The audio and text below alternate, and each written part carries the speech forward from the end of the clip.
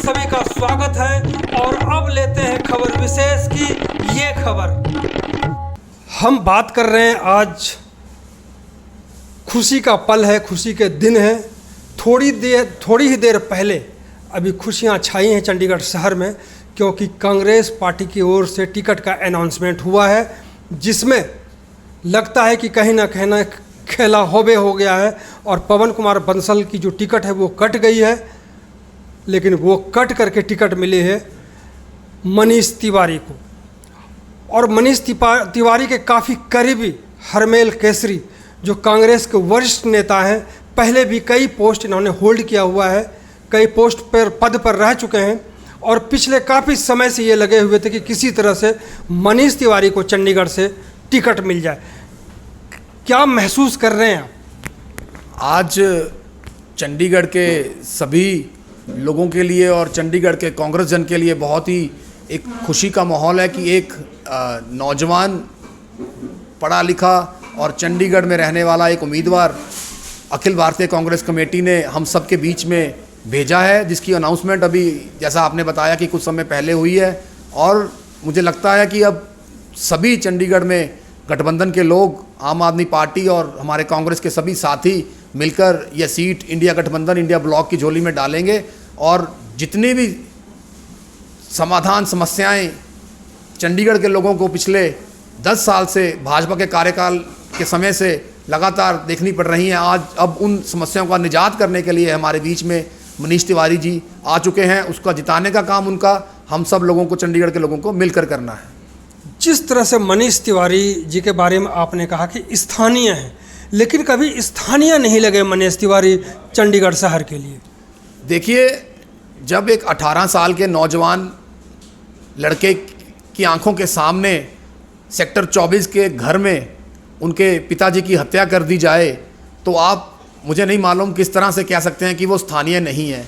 यहीं Saint John school में वो पढ़े, यहीं डीएवी कॉलेज में वो पढ़े, यहीं पंजाब यूनिवर्सिटी में उन्होंने अपनी लॉ की डिग्री की और यहीं उनके घर और सब कुछ उनका यहीं पर है। तो ये स्थानीय वाला कोई ऐसा इशू ही नहीं है, कोई मुद्दा ही नहीं है। वो चंडीगढ़ के हैं, चंडीगढ़ में रहते हैं, चंडीगढ़ में उनका सब कुछ है। तो चंडीगढ़ के लोगों के लिए आने वाले समय में सभी जो समस्याएं, चाहे वो ट्रेडर्स की हों, चाहे वो लीज होल्ड की हों, चाहे वो हाउसिंग बोर्ड की हों, उसको निजात दिलाने के लिए कांग्रेस पार्टी ने एक पढ़ा लिखा नौजवान चेहरा हमारे बीच में भेजा है। और मुझे लगता है कि इन समस्याओं का हल मनीष तिवारी जी चंडीगढ़ से सांसद बनकर बहुत जल्द लोगों का करेंगे। जिस प्रकार से पिछले काफ़ी समय नहीं, 2-3 महीने से पवन कुमार बंसल पूरी तरह से एक्टिव थे कांग्रेस पार्टी की तरफ से किया, और लग रहा था कि शायद कहीं ना कहीं टिकट के लिए उनको इशारा हो चुका है, तभी वो लगे हुए हैं।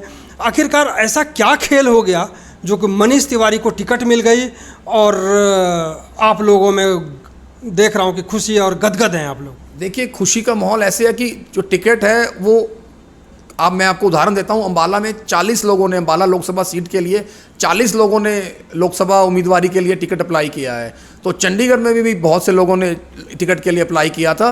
तो वो पार्टी ने एक उम्मीदवार को चुनाव लड़ने के लिए भेजना होता है। तो इस बार पार्टी ने मनीष तिवारी जी को यहाँ लोगों के बीच में भेजा है कांग्रेस पार्टी के टिकट देकर। तो ये तो उम्मीदवारी और अपना समर्थन और ये सब जिताने का समय एक होता है, लेकिन अब वो समय चला गया है और अब जो है कांग्रेस के उम्मीदवार 2024 के चुनाव में चंडीगढ़ से आदरणीय मनीष तिवारी जी हैं।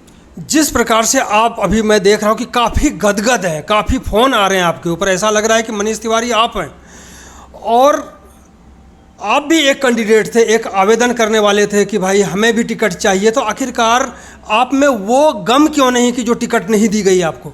देखिए, ये बात आपकी बिल्कुल सही है कि मैं भी एक नौजवान हूँ और पिछले 24 साल से कांग्रेस पार्टी के लिए अलग अलग पदों पर काम कर रहा हूँ और लोगों की सेवा करने का जितना मुझे मौका मिला मैंने वो अपना पूरी बखूबी से निभाया और मैंने भी चंडीगढ़ लोकसभा के लिए अपनी उम्मीदवारी जताई थी।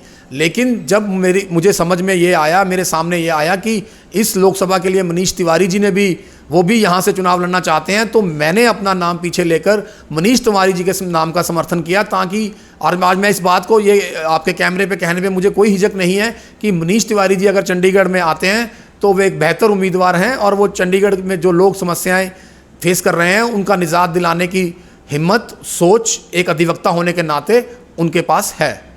जिस प्रकार से भाजपा ने संजय टंडन को भी टिकट दिया है और इधर से मनीष तिवारी आ गए, क्या लगता है कि बहुत ज़्यादा टक्कर है, कांटे की टक्कर है या एक तरफा वोट है?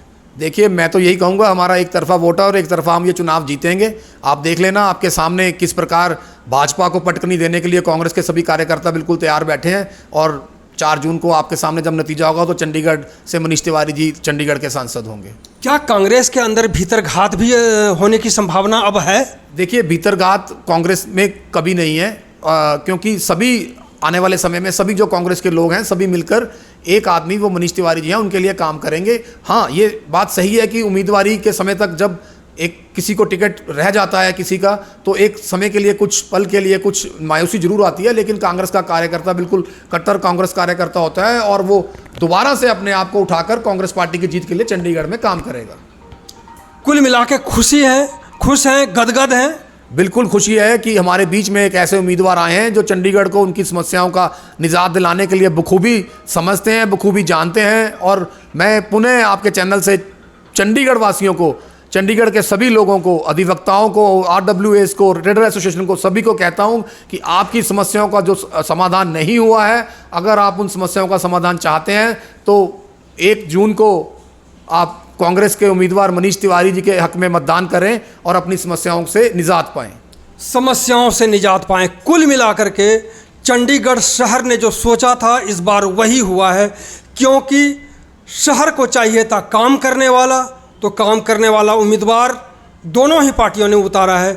और शहर की जनता को छित्तर से भी बचना था, तो फिलहाल छित्तर से भी बचे हैं। अब ये देखने वाली बात होती है कि कैंडिडेट कौन जीतते हैं और शहर की जनता के लिए कौन काम करते हैं। बहुत बहुत धन्यवाद हरमेल केसरी जी, आपको बहुत बहुत मुबारक, बहुत बहुत बधाई, क्योंकि आप लोग काफ़ी दिनों से प्रयासरत थे कि मनीष तिवारी किसी तरह से यहाँ से उम्मीदवार बने, और ये सपना साकार हो गया है आप लोगों का। धन्यवाद मधुकर जी, आपका और आपके चैनल का बहुत बहुत धन्यवाद। CNE न्यूज़ के साथ बने रहने के लिए आप सभी का बहुत बहुत धन्यवाद।